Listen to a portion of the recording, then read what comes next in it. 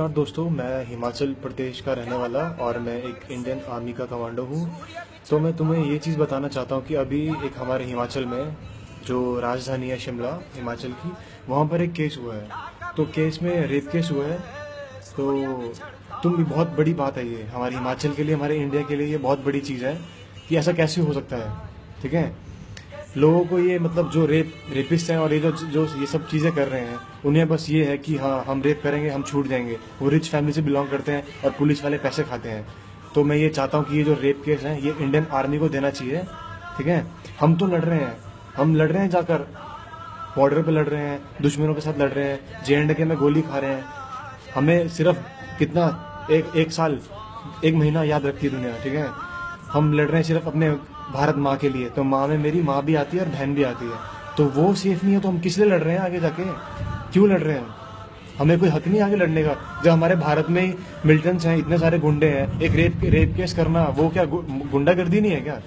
वो भी तो गुंडागर्दी है ना। तो मैं ये चाहता हूँ कि ये सब ना हो और उन्हें सजा। मैं इंडियन आर्मी में, मुझे पता है कानून के हाथ बहुत बड़े हैं, मैं ये सब नहीं कर सकता।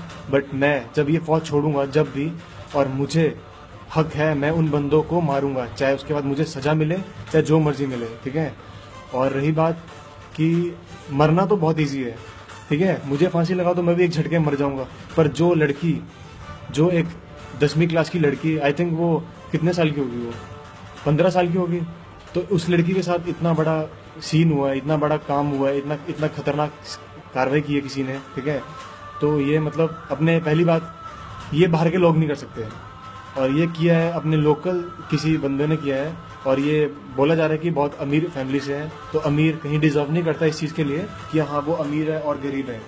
बट बात ये है कि जो गलत है वो गलत है। तो मैं चाहता हूँ ये केस इंडियन आर्मी को दिया जाए।